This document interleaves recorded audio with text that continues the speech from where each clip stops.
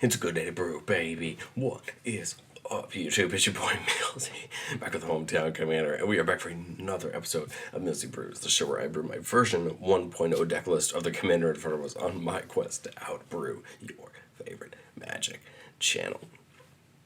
We've talked about Elevere once, now twice, on the channel, and the first thing that came to mind when I looked at Elevere was, man, I love this two-color enchantment deck being green and white, but I said there are other enchantment commanders as we go into three colors that I feel like would really benefit from not only Elevere, but just the precon, the new cards in the precon, the reprints of the things that were in the deck. And so I wanted to start exploring what would those three color options be, and the first one that came to me was Bant, with adding blue. There's a couple reasons. Mainly a couple of the enchantments that we get to play extra that we have access to. But the commander that came to mind for me was probably one of the ones that's most well known as far as Enchantress commanders go in three colors, and that's Tuvasa the Sunlit, a 3-mana 1/1 Merfolk Shaman that says it gets +1/+1 for each enchantment we control, and whenever we cast our first enchantment spell each turn, we draw a card.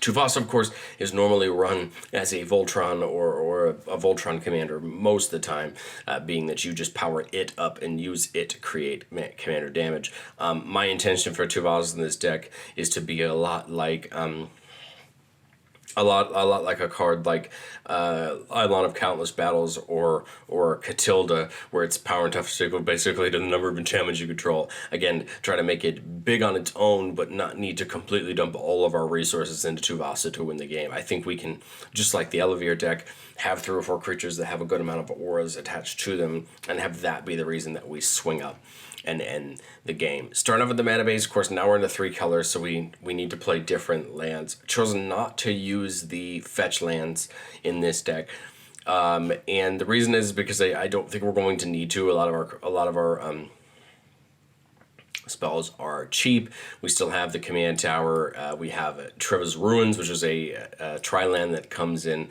tapped.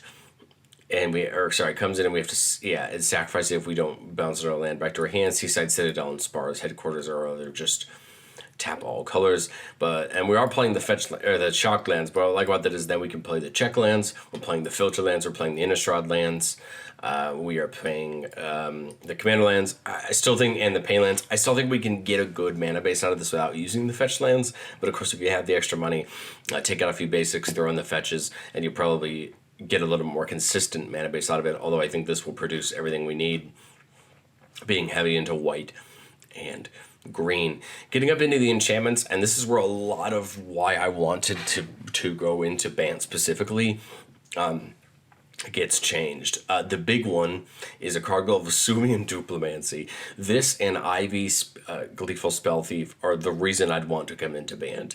This card says whenever you cast a spell that targets only one single artifact or creature you control, create a token that's a copy of that artifact or creature, except it's not legendary. Okay, so when we target a creature we control with an aura, basically, in this deck, we get a copy of that creature, except it's not legendary. This is great for 2 reasons. We can make other copies of Tuvasa, which is already a good creature in its own right. Or in this deck, we pick a creature like Ivy or Elevere or Sithis or these monolithic enchantment creatures that are great cards in their own right, and we get to just make copies of them. And then we're having multiple triggers, we're passing things are getting better, we could be potentially drawing multiple cards. Again, and this isn't just on legendary, this is on anything. So any non-legendary creature, we're just going to get another one. We get to get another copies of these cards. I really like this card. Yes, it's 4 mana on its own, and we then have to cast something else, but hey, we get to spread other enchantments around and have a lot of fun. As far as our blue auras go, I want to cover those first, and then we'll talk about kind of what we're bringing over from our old shell or our other shell that we talked about. First is Aqueous Form, just making our creature unblockable. Again, pick Tuvasa or another creature that's just getting big, make it flat on unblockable. Of course, perfect for Tuvasa, because then we could start getting into commander damage territory. I think it's still good on anything else. Hitting your opponent for 25, if they're at 25, is the goal, right? I mean, we want to end the game, and if Aqueous Form gets us here, that's great. If we can't get it on Tuvasa, if Tuvasa gets taken off the battlefield, put it on something else, get it big, hit our opponent. Cartouche of Knowledge, giving a creature flying. What I love about the cartouches, just like the runes, is they replace their stuff. They draw you a card when they come in, so Cartouche of Knowledge does that. Combat Research, Whenever this creature deals combat damage to a player, we draw a card, but it gives that creature +1/+1 and ward 1 if it's a legendary, and that's great for our commander or any other legendary creature we have. Copy enchantment, Mirror Maid, and Estrid's Invocation play the exact same role in the deck. They copy any enchantment we control, and we get to just have a second copy of that on the battlefield. The cool part about Estrid's is at the beginning of each turn, we can blink Estrid's and put it back down and have it come in as a copy of something else if we want to. This also gives us those, constellation triggers if we want that. But being able to copy other auras, other enchantments, it's just really good. Rune of Flight, again, giving that creature flying, and it draws a card when it comes in. And then Shimmering Wings, giving a creature flying. The thing I like about Shimmering Wings, and there's a cycle of these auras, is that for a blue, we can return Shimmering Wings back to our hand and then attach it to another creature that way, which I think is pretty darn cool. So it just allows us to move it around where we need it. And then we brought in Staggering Insight, +1/+1 lifelink, and whenever this creature deals combat damage to a player, we draw a card. So again, lifelink and that ability isn't bad either. As far as the enchantments, we're bringing back over the big three, all that glitters, Ancestral Mask, and Ethereal Armor. These are our bread and butters. These are the most important auras that we have in the deck because they're going to help grow our creatures the biggest. Like we talked about in Elevere, we have the two auras that I was the most impressed with and I like the most, Armadillo Cloak and Unflinching Courage. Giving that creature +2/+2 trample and lifelink. Again, trample goes a long way, lifelink goes a long way. Why not put them on the same card and make it even better? Bear Umbra for a little bit of protection with the totem armor, so when that creature would be destroyed, we can destroy the Bear Umbra instead. But that creature gets +2/+2, and whenever it attacks, we untap all lands we control. This is great because then we can leave our mana up for protection or other things. Blind Obedience to try to slow our opponents down just that teeny bit. Their creatures come in tapped. Hopefully that creates less blockers for our things to get in and deal more damage. Cartouche of Strength to give a little bit of trample. I really worked on this deck after playing those games at Elevere, and I realized how important trample was. So we added the Cartouche and the Rune to both give trample to a creature that we're enchanting. That way, the bigger it gets, the harder it hits. Darksteel Mutation. We talked about in Elevere, making a creature into an all-1 insect with no abilities, but in blue, we get to add Imprisoned in the Moon. We gotta enchant any creature, land, or planeswalker, and it just becomes a colorless land with tap to add a colorless mana. This is a devastating card for a lot of people because this can one-hit someone's commander and locks them down until they get rid of it elsewise. And this is a land, so you have to get rid of it with a card that can, destroy or get rid of a land, and that's pretty darn hard to do, especially when you take away it being a creature. Daybreak Coronet can only go on something that's already enchanted. +3/+3 First Strike, Vigilance, and Lifelink. Great abilities. It's well worth the 2 mana if you have something that's already enchanted. Enchantress's Presence draws us a card every time we cast an enchantment spell. This is just good. It's going to help us refill our hand. Fertile Ground and Wild Growth are both on here too. Put on lands to have them tap for extra mana. Fertile Ground taps for any color. Wild Growth just taps for the green. Hollowed Haunting, equipping an enchantment staple in its own right, a card I really love. Whenever we cast an enchantment, we make a Spirit Cleric token, creature token, with its power and toughness equal to the number of spirits we control. So the first one we make, it's a 1/1. Second one we make, now they're both 2/2s, and so on. But the big ability is as long as we control 7 or more enchantments, all creatures we control gain flying and vigilance. This is great because then we will be attacking for free in the air, hitting our opponents and being able to block. Hyena Umbra for the totem armor and First Strike. Michiko's a card that I absolutely love on Saga 1 and 2. You get to copy that. All the glitters effect, +1/+1 for each artifact or enchantment we control, and then it flips over into being basically a star, where star is the number of enchantments we control. So again, great on the front side, turns into a great creature on the back side. Rancor for some trample. Sage's Reverie, when it comes in, we draw a card for each aura that's attached to any creature we control. Now, it has to be an aura that we control, so if we put an aura on somebody else's creature, we would draw for that. And then whenever enchanting creature gets +1/+1 for each aura we control that's attached to a creature. So again, just an added little extra bonus on that creature to buff it up even more. Shield of the Oversoul, +1/+1 if that creature is green and indestructible. +1/+1 and flying if that creature is white. This is great because, of course, Tuvasa is white and green. Most of our creatures are white and green, and so it's going to help give them that Songbird's Blessing, a card that I talked about in that Elevir deck earlier this week that really impressed me. When that creature attacks, you look at the top, reveal from the top to your hidden aura. You could put it on the battlefield or put it into your hand and put the rest on the bottom. This can help get us access to another aura to buff up a creature before our opponent can block. Try to get one of those trample auras, right? Put it on the battlefield on that creature and get it going. Sphere of Safety for some protection, allowing our opponents not to attack us unless they pay X to attack for each creature, where X is the number of enchantments we control. A lot of people don't like this card. They say it's too. They say it's too weak. They say it's too casual. But it's a card where the wider you go and the more enchantments you have, the harder it's just going to be for your opponents to get through to you. Spider Umbra, Reach +1/+1, and that Totem Armor, Spirit Mantle, giving that creature protection from creatures. Sterling Grove, giving all of our enchantments Shroud, which would be a problem because that means that we couldn't play auras on our creatures from our hand. We could pay 1 to sacrifice it to search for an enchantment and put it on top.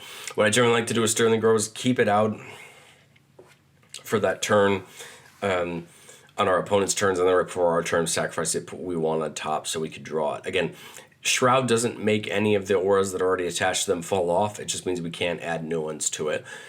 Sylvan Library got a great reprint and Dominaria Remastered, and it's something we probably want. We're going to have enough lifelink going around to gain the life back for taking the cards, but we need a way to kind of keep getting things into our hands so we can play them and keep our pace up. As far as spells, not a ton of them. Clever Concealment, Flawless Maneuver, and Heroic Intervention, all for protection. Flawless and Heroic both give Indestructible. Heroic Intervention gives Hexproof, which can be helpful in certain situations, but Clever Concealment's my favorite of the three. It has Convoke, so we can tap creatures to help pay for the cost. And with how many of our creatures they're going to have Vigilance or that kind of thing, it's going to be very easy to use our creatures. And any number of our target non-land permanents phase out. We phase out entire board, can protect it from a lot of things. Exile, board wipes, bounce, spells, things like that. Just help out. And what it will end up doing is, like it happened in a game the other night, just protect you from a bounce protects you from a mass board wipe, or an exile board wipe that you can't protect yourself from otherwise. And then E-Tutor for that little bit of search. We'll talk about the white spells that, we already talked about in Elevir, and then we'll talk about the 2 new blue ones. Open the Armory, go get any aura we want, put it into our hand. Retether lets us put every aura from our graveyard back onto the battlefield, and they can only be attached to creatures. This is important because if we brought Imprison in the Moon back, we'd have to pick a creature to put it on. And then Winds of Wrath to destroy all creatures that are enchanted. Again, all of our creatures are probably going to be enchanted, so Winds of Wrath should, hopefully, be a one-sided board wipe. But let's talk about the 2 new blue spells that we're paying. The first is Arenicus' Vile Duplication. Making a copy of a target creature we control, but it's not legendary, and the token has flying. I think obviously this fits the best for Tuvasa, making a copy of it that isn't legendary and giving it flying. But of course, I think there's a lot of creatures we don't mind copying with this. And then the last one looks kind of odd. When you realize what it does, you'll understand why it's important in the deck. So Asinine Antics from Wilds of Eldraine says we can pay with Flash if we pay 2 more. So for 4 mana at sorcerer speed, 6 mana at instant speed. It says for each creature your opponent control, all of them, create a cursed roll token attached to that creature. So it's an enchantment that gets enchanted to it, and that creature becomes a 1/1. What this basically is going to do is increase our enchantment count by all of those creatures our opponents control. So they all become 1/1s. Now this counts for Tuvasa, this counts for all of our Virtuous Roll tokens with Elevir, all these other cards that care about how many enchantments we control. This, I think, could be really good before a big combat.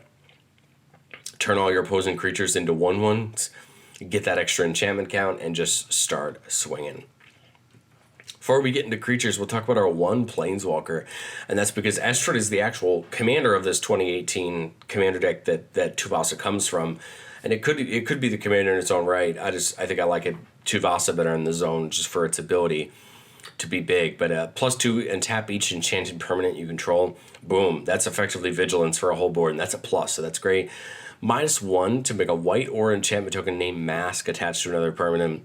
the token has enchant permanent and totem armor. So basically it becomes an aura that can protect that thing that creature that's attached to, or I apologize, permanent. So it can attach to any permanent, not just a creature. And then it says mill 7, return all non-aura enchantment cards from your graveyard to the battlefield, then do the same for auras. So the important about that ability is you're bringing back hopefully any enchantment creatures or anything like that first, and then you're bringing back all the auras to be attached. So I like it. I think it's worth it for the 4 mana.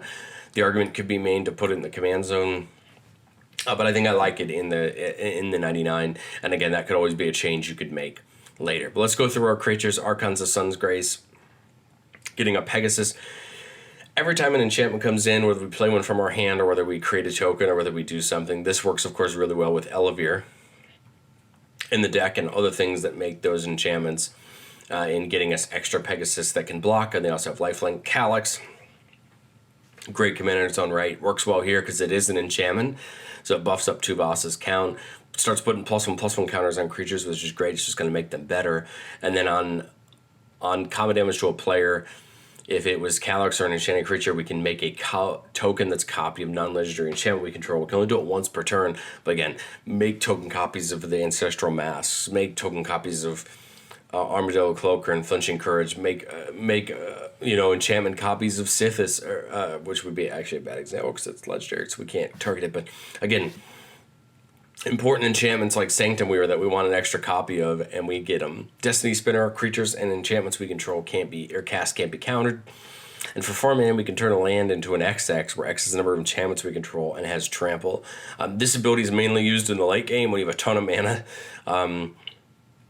Make those lands into creatures and hit our opponents. Dryad of Elysian Grove, since we're up to 3 late colors now, I think Dryad seems a little better, getting us to where we could play an additional land in each turn, but having our lands be every basic land type so they can tap for any mana. And that's great, and then it's an enchantment in its own right, so we can use it for Tuvasa's ability, buff it up, all that good stuff. Eidolon Blossoms, whenever it or another enchantment enters the battlefield under our control, we draw a card. That's great. It's going to help fill our hand, get ourselves access to more cards. Eidolon of Countless Battles gets +1/+1 for each creature we control and 1 for each aura we control. This is going to almost probably be just as big as Tuvasa or all the other creatures that have this ability. And so it's not bad for 3 mana. And again, it's an enchantment itself, so it's going to count for that. It's going to count for our enchantment count and for any other things, and it'll of course count for its own count. Elevere, the deck we talked about not only a week or so ago, but just a few days ago. Whenever it comes in or attacks, we get a Virtuous Roll token attached to another target creature we control, giving that creature +1/+1 for each enchantment we control. And then whenever an enchanted creature we control deals damage to a player, we draw a card. I love this card. It's a great commander in its own right. We talked about that deck earlier this week, but again, I think they fit so well in a deck like this.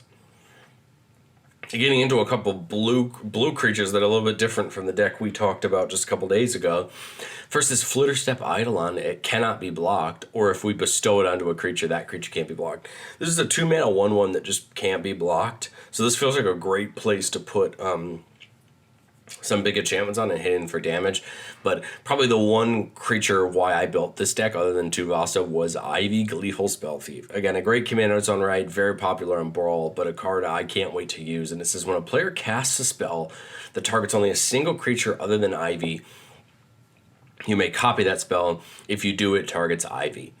So the cool part about this is any aura we attach to another creature, we can automatically get a copy of it attached to Ivy. This basically means that we cast on something else, get a copy attached to Ivy, cast an aura on something else, get a copy attached to Ivy, and it's just going to make Ivy bigger and bigger, and it's already in the air. And I like this ability. It makes it another kind of threat that our opponents have to deal with that we're not actually putting things on. It's just getting the copies. Jukai Naturalist has lifelink, and then enchantment spells cost 1 less to cast. Again, another great target for those big auras since we has lifelink.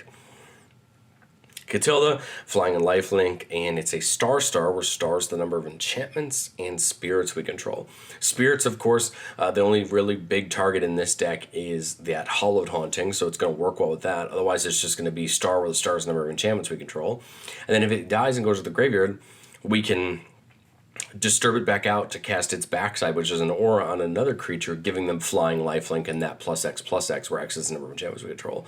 I like this card for two reasons. It's tough to deal with on the front side because it's going to be big and it has lifelink, and then if it does ever die, cool, we just bring it back on the backside. Sanctum Weaver, one of my favorite creatures in the deck, adding X mana of any color where X is the number of enchantments we control.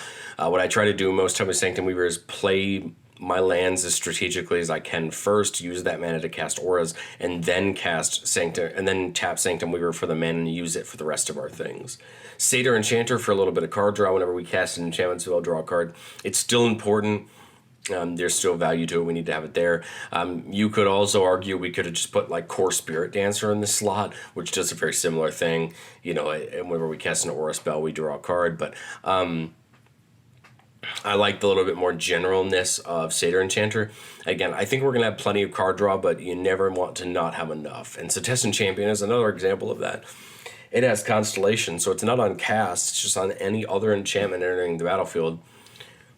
It gets a +1/+1 counter, we draw a card, so it just gets bigger. Again, another great target for one of those trample enablers. Sithis, a great commander in her own right, works really well in this deck. Whenever we cast an enchantment, we gain a life and we draw a card. So that's pretty great because we're going to get some card draw and a little bit of incremental life. And then she is an enchantment, so of course she will count for our count. Transcendent Envoy, all auras cost 1 less to cast. It is an enchantment and it does already have flying baked in. So it's another great target to put things on because it's already in the air. It's always going to be evasive. Umbra Mystic, auras attached to permanents we control have totem armor, so the auras can protect the creature they're attached to, and then we can always put things on Umbra Mystic to protect that ability as well. But again, a great ability that's just going to end up protecting all the creatures we have. And then Yenna, a really cool card in her own right. 2 mana to choose target enchantment you control that doesn't have the same name as another permanent we control. We create a copy of it, except it isn't legendary.